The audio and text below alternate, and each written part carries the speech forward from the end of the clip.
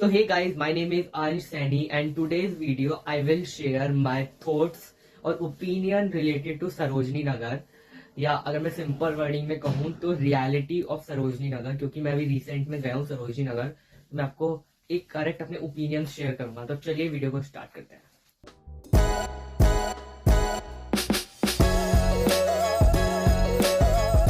Firstly मैं आपको बता दूं कि मैं कोई स्क्रिप्ट लेके नहीं बैठा हूं कि मुझे क्या बोलना है क्या नहीं बोलना।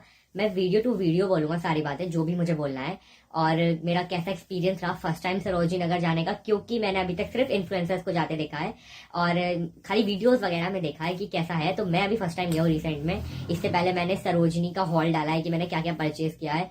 हाँ, मुझे अफोर्डेबल लगा है, तो फिर भी क्या उसकी रियलिटी है वो मैं आपको इस वीडियो में बताऊंगा। तो चलिए स्टार्ट करते हैं सबसे पहले स्टेप से कि मैं जब वहां गया तो मुझे वहां कैसे प्राइजेस लगे अकॉर्डिंगली। फर्स्टली अगर मैं प्राइजेस की बात करूँ सरोजनी नगर की, तो चीप है, मैं उस चीज को बिल्कुल मानता हूँ। और अगर जैसे मैं अपने मेरठ की चीपेस्ट मार्केट मेरे यहाँ की बेगमपुल है, मैं वहां पे अगर कोई चीज खरीद रहा हूँ और सरोजनी नगर से कुछ खरीद रहा हूँ, तो वहां की मैं आपको कंपैरिजन बताता हूँ कि क्या पड़ेगा। लाइक मैं अगर सरोजनी से मैंने 150 रुपीज की टी शर्ट खरीदी है, तो वही सेम टी शर्ट मैं बेगमपुर से 200 में ले सकता हूँ, यानी 50 रुपीज के खाली डिफरेंस आया। बट हाँ, उससे भी कंपैरिजन में मुझे कम मिली सरोजनी पे, इट मीन्स ठीक है। तो चीप है पर इतनी नहीं है अगर मैं अपनी लोकल मार्केट की सबसे चीपेस्ट उसमें जा रहा हूँ तो इतना डिफरेंस आता है वहां की और वहां की मार्केट में। और सेकेंडली अगर मैं क्वालिटी की बात करूँ तो क्वालिटी कंपैरिजन में वहां पे अच्छी चीजें हैं, ऐसा नहीं है सरोजनी में सारी लोकल क्वालिटी की चीजें होती है। और अगर मैं कंपैरिजन कर ही रहा हूँ प्राइसेस में, तो कुछ ऐसी चीजें वहां पे हैं जो कि जमीन आसमान का अंतर आ जाता है। लाइक जैसे बेगमपुल की मार्केट में जो कोट्स हैं वो काफी एक्सपेंसिव पड़ जाते हैं, जैसे कि 500-600-700 में अगर वहां का सबसे चीप कॉट में अगर पकड़ता हूँ, और वहीं सरोजनी नगर में सिर्फ 100 रुपीज का कॉट मिल रहा है। देखो मैं इस बात की गारंटी नहीं लेता कि वो रीयूजेबल है या नहीं है, क्योंकि सरोजनी में ऐसा बोलते हैं कि रीयूजेबल चीजें भी मिलती है कि किसी ने पहन के डाला है, तो मैं उस चीज की गारंटी नहीं देता। बट हाँ, मुझे जो कोट खरीदा मैंने मुझे क्लीन मिला है। तो अगर आप सरोजनी नगर से कुछ लेके आने वाले हैं तो अच्छे से ढंग से चेक कीजिएगा वहां पे, क्योंकि जैसे आप सरोजनी में घुसते हो मेट्रो के थ्रू, तो वहां पे हॉल लगे रहते हैं नीचे जो बिछाए मिलते हैं, तो वहां पे आपको चेक करके लेना है, क्योंकि फेड चीजें भी बहुत मिलती है कि उसमें थोड़ी डस्टी टाइप लगी होती है, तो उसको ढंग से चेक करके आपको लेना है। वहां पे जीन्स काफी सस्ती मिल जाती है, 100 रुपीज की जीन्स मिल जाती है बहुत आराम से, तो वो आपको देखना है। और लाइक अगर आपको एसेसरीज में अगर गर्ल्स को ज्वेलरी लेनी है, जैसे कि ज्वेलरी में आते हैं टॉप्स, नेक पीस वगैरह, तो वो बहुत ज्यादा मतलब चीप मिल जाता है कंपेयर टू अदर, क्योंकि हमारा 20 रुपीज से स्टार्टिंग हो जाती है किसी भी टॉप्स वगैरह की, तो वो चीज बेस्ट है। और आई थिंक टॉप्स तो ऑक्सीडाइज होते हैं, तो वो चीज वैसी नहीं है कि इसने पहन के उतारा है, तो वो चीज काफी सस्ती है। और जैसे कि मैंने ये पहन रखा है अभी, तो ये मुझे 20 रुपीज का मिला है, तो ये भी काफी मतलब सस्ता है कंपैरेटिवली, क्योंकि यहाँ पे 50 रुपीज का तो मिलेगा कम से कम, वहां पे 20 रुपीज का मिला है।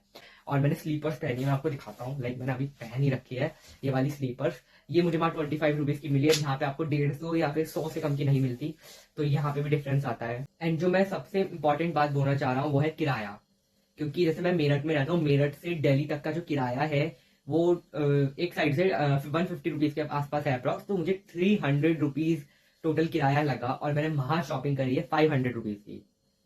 मतलब मुझे 500 की चीजें 800 में मिली है। इट मीन्स कहने का मतलब यह है कि अगर आप सिर्फ सरोजनी घूमने जा मतलब सरोजनी ही जा रहे हो बेसिकली किराए से, तो ये शायद एक अच्छा वो नहीं है। अगर आप जा रहे हो तो बहुत सारा सामान लेके आना, ज्यादा सामान लेके आना। और मेरा पूरा दिन निकल गया था। लाइक मैं सुबह यहाँ से 9 बजे निकला, वहां 12 बजे तक पहुंच गया सरोजनी, 12 से 4 हमने शॉपिंग करी, 4 बजे से निकल गया तो 7 बजे तक घर आ गया। यानी सुबह 9 बजे से 7 बज गए थे मुझे पूरी शॉपिंग करने, क्योंकि सरोजनी बहुत बड़ी मार्केट है, बहुत बड़ी। अभी तक मैंने पूरी मार्केट नहीं घूमा, इतनी देर घूमने के बाद भी कंटिन्यूसली 4 घंटे घुमा हूँ।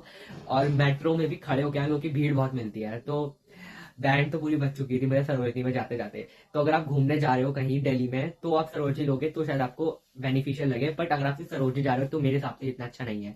अगर आप दिल्ली में रहने वाले हो तो इससे बेस्ट कुछ है ही नहीं। एंड द एंड अगर आप सोच रहे हो कि सरोजनी जाके कोई आउटफिट खरीदना, तो वो चीज अच्छी नहीं है, क्योंकि आपको पार्टी वेयर आउटफिट ऐसे नहीं मिलेगा कुछ समथिंग।